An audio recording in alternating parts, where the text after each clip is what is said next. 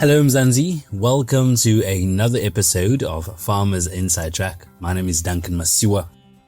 Now this episode is part of a special series we're doing with the Red Meat Producers Organization.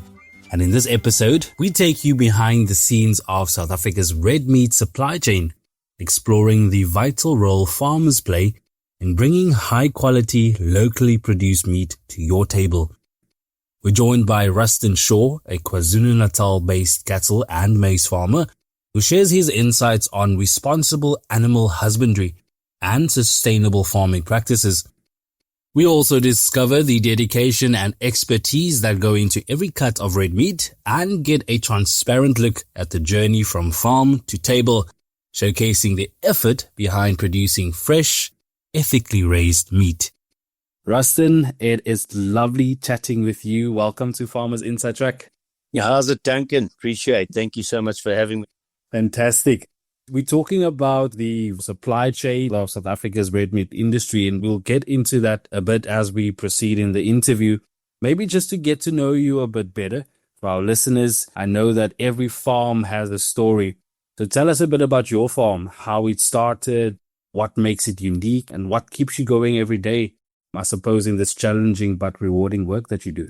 Well, our farming comes probably fourth generation here. The history is fourth generation. My great-grandfather came up to the Utrecht, or KZN, northern KZN area in the 1820s, and he was a lawyer, bought a piece of land, and then my grandfather farmed it, and then my father and his brothers farmed that, and I've taken over since. Unfortunately, I farmed with my father for 17 years before he passed, and for the last 4 years I've been farming on my own, but basically given me all the knowledge I need to carry on. And I suppose what's unique about our farming is the number of years we've been in the game and the experience we've picked up over the years of cattle farming. Just love what we do. I think that's what gets us up in the morning. We love what we do, and I think in any profession, if you don't love what you do, you're not going to make a success of it. Most definitely. I cannot imagine a farmer choosing to be a farmer and not loving what they do. It would make no sense at the end of the day, especially when you consider the amount of work and sacrifice that goes into running a farm, not just in South Africa, but anywhere in the world. I know that your farm focus is cattle farming as well as a maize component that you have.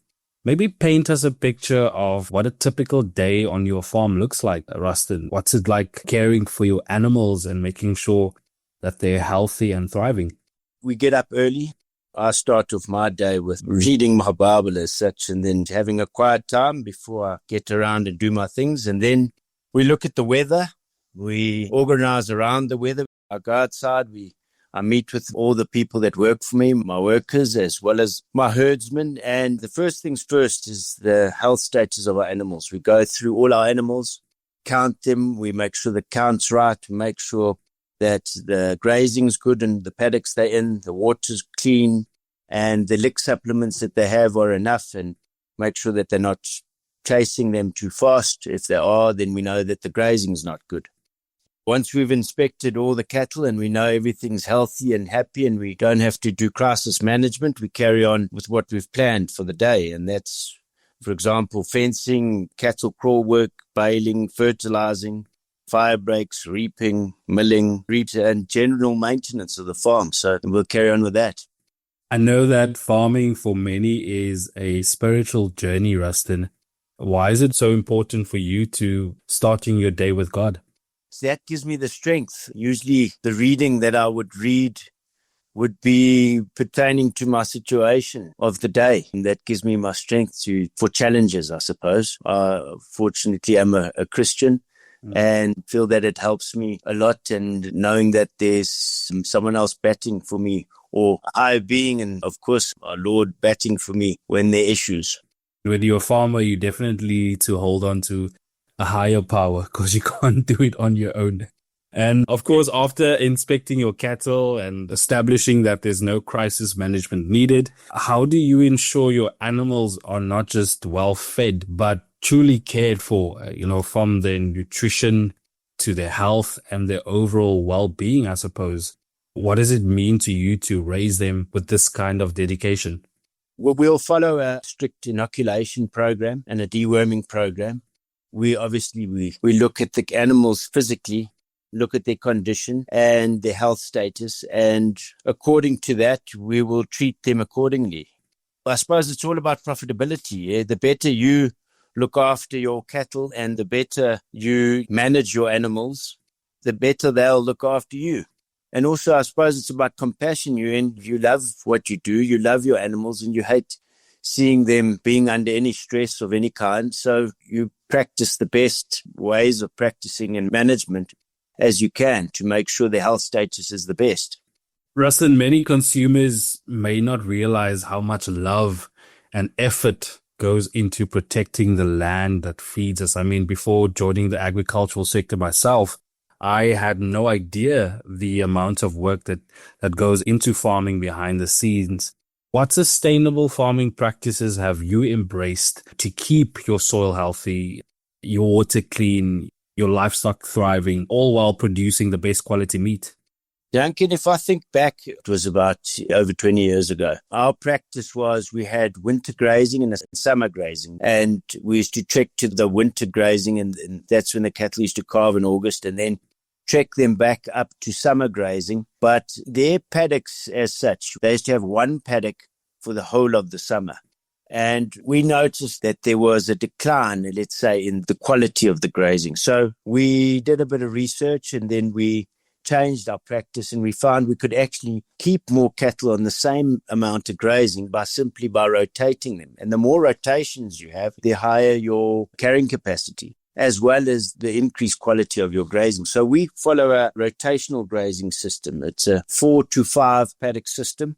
This is purely on practical bumping your head and seeing how this works and noticing that it works better. It's a 4 to 5 rotational system of about 30 to 40 days of rest. Of each paddock has 30 to 40 day rest before the cattle return to that specific paddock. And the other ways of doing it, of course, is fire breaks in the winter. We preventing certain paddocks from burning, some paddocks not from burning, and some for not burning, for better management of our grazing. So that's helped a lot. And then, of course, water, we're very lucky in that we live right in the mountains where the source of the water comes. So our water doesn't run through populated areas such as cities to be polluted in the first place. So that's a huge plus. And then, of course, we try and create dams and then troughs would lay pipes on where the cattle don't have to walk in the dam itself, and that they are supplied by water troughs straight from the dam and close off the dam. So the cattle don't walk in the dam at all, and they're getting pure, clean water. Yeah, that's generally how we try and go after our environment. Sure.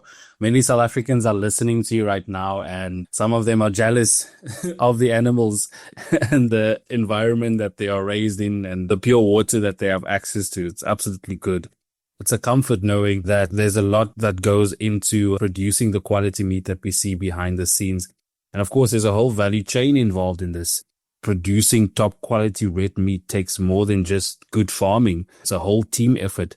How do you work with abattoirs, processors, and even retailers to make sure that the care and quality you put in on the farm reaches the consumer's plate? In our situation, we breeders. We have to breed top quality animals for the market. We're not as much involved in the abattoir and the feeding process as such. So we produce weaners as such for the feedlots that then further feed them for the abattoirs. And then we're not really involved in the retailers as such. But what we do try and do is we weigh our bulls. I produce bulls for the market. So our bull calves are weighed at weaning, and then again at 300 days, then again at 600 days. And in that way, we select the animals with the best growth and also fertility and many, many different aspects that select our animals. And then obviously the feedlot would buy your animals knowing that they grow very well in their feedlot for profitability. And then of course we follow using technology. We will use, for example, we've got embryo programs where we try and produce more of the best quality animals we've got on the farms by using embryo programs, and to be able to produce for the end product eventually to what's on the plate. Rustin, when a family sits down to enjoy a meal, they trust that the meat on their table is fresh, that it's safe, and it's of the highest quality. What steps do you take to make sure every cut of red meat from your farm meets those standards? To produce the animals that are clean of disease and all that type of thing, we follow those inoculation programs.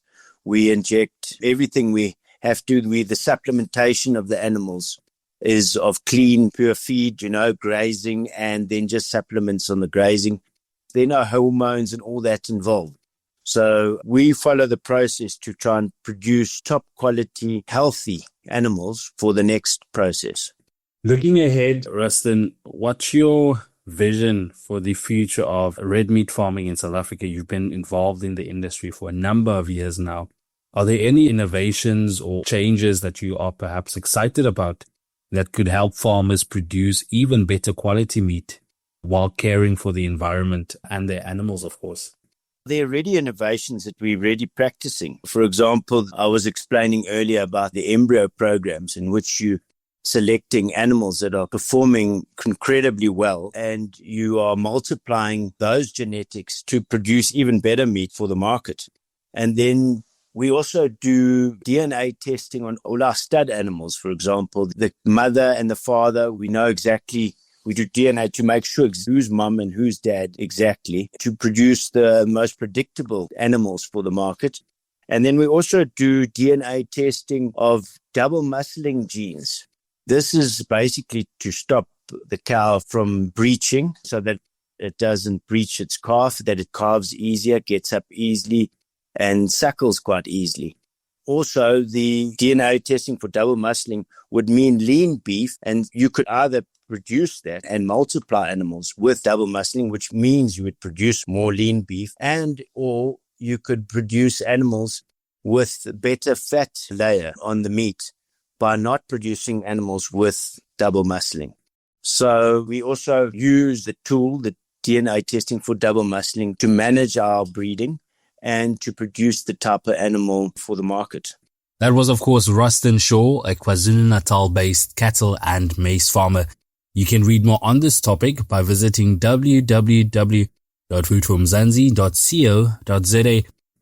And that's a wrap. Remember to subscribe to our podcast on your favorite platform so you never miss any of the episodes. From me, Duncan Masiwa, our technical producer, Megan van der Vent, and the rest of #Team Food from Mzansi. Thanks for listening.